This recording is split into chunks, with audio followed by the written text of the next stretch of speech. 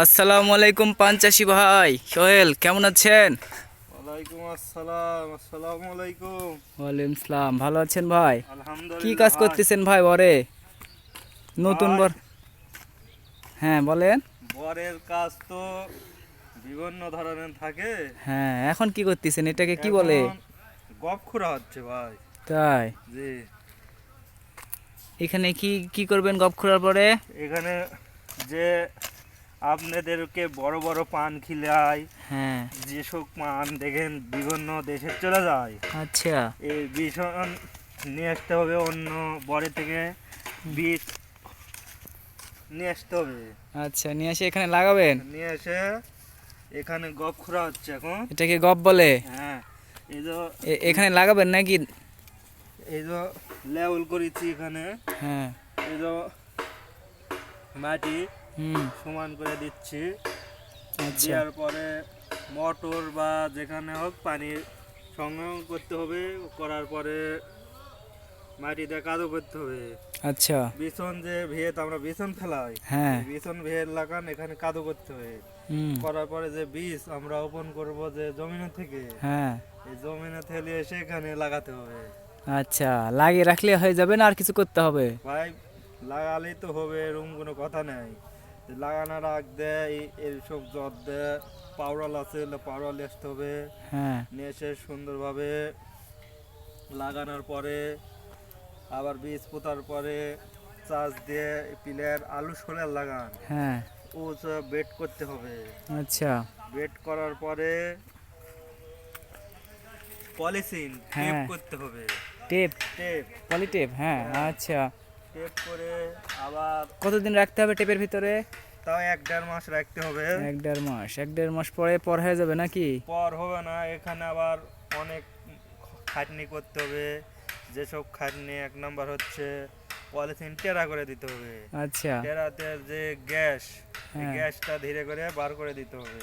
আচ্ছা। বার করে দেওয়ার পরে উঠানো নামানো করতে হবে, যেহেতু এক খাবে জিনিসটা। খাপ খায় না লাগবে আবহাওয়ার সাথে? হ্যাঁ, জিনিসটা যেহেতু গ্যাসে মানে টপের মধ্যে আসলো, একটা ট্যাপের মধ্যে তুলে হুম। ওই মানুষ কিন্তু মরে যাবে। হ্যাঁ। কিন্তু এখন এই গ্যাস বার করে দেওয়ার পরে এখন উল্টা মাল্টা করে আবহাওয়ার সাথে খাপ খেলাতে হবে। এক খাপে খুলে দিলে কিন্তু পরটা টক করে মরে যাবে। আচ্ছা। এই কারণে খুলে দিয়ে মেলা ইয়া করতে হবে। দেওয়ার পরে ওয়াশি আছে, হ্যাঁ। বিভিন্ন কাজ আছে ভাই। আর অনেক কাজ নাকি? জি, খালি আপাতত এটাই কাজ এখন, তাই না? হ্যাঁ, তো যাক, ভালো লাগলো শুনে। বিভিন্ন ধরনের কাজ আছে ভাই। খালি মানুষ বলে খালি আশা ব্যাংকের মতন বলে খালি টাকা পরে, হ্যাঁ। কিন্তু এটা ভুল কথা ভাই। আচ্ছা। এদিকে যে প্যাটাল খুঁটে বানানোর যে দাম বেড়ে গেছে, হ্যাঁ। এলে এখন বর্তমান লস হয়ে যাচ্ছে। আচ্ছা। এখন একটা করে প্যাটের দাম 600, একটা বরের তাও নিম্ন শ্রেণী, বরের তাও 12-13 জন করে লোক লাগবে। তাহলে 600 করে হলেও 6,000, 7,000, 8,000 টাকা করে লাগবে। পাঠিয়ে নিয়ে চলে যাবে, তাহলে তো হ্যাঁ, বড়ালে ফকির হয়ে যাবে রে ভাই। ফকির মানে কি ভাই, এখন এই আবাদ লাগাবো এই বছরই হবে কোনো গ্যারান্টি নাই। হুম। এই বছরের পরে সামনের বছর হতে পারে আবার টিম টিম করে উঠি এক গাছ, উঠি এক গাছ, বিভিন্ন কপালের উপরে খেটে খেটে না হতেও পারে। আচ্ছা, অনেক রিস্কের খেত।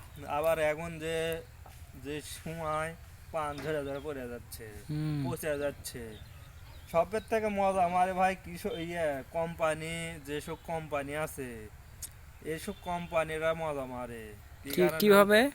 কিভাবে একটা ওষুধ বিক্রি করছে, আমদামি কোম্পানিতে পাওয়া যাচ্ছে না, দেখি 100 মিলি ওষুধের দাম ছিল 100 টাকা, হুম। এমন করছে কোম্পানি পাওয়া যাচ্ছে 150 টাকা। হুম।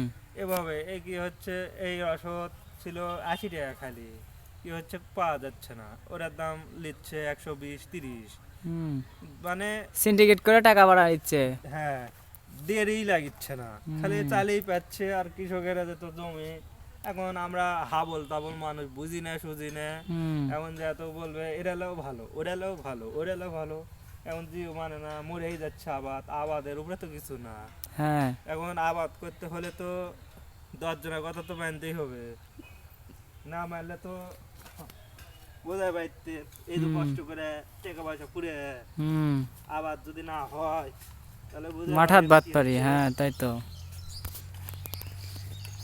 সারের দাম ছিল খালি 100 টাকা ধরা, হুম। তারপর কি হলো 110, তারপর কি হলো 120, এম করতে করতে 200, এখন 220 টাকা ধরা নাকি। এবার যদি বাড়তে থাকে গৃহস্থ আবাদ করবে না, জমি জম হয়ে যাবে জনগণের। হুম। যাক ভাই, আপনার কথা শুনে ভালো লাগলো। ঠিক আছে, ভালো থাকেন। আচ্ছা ঠিক আছে ভাই।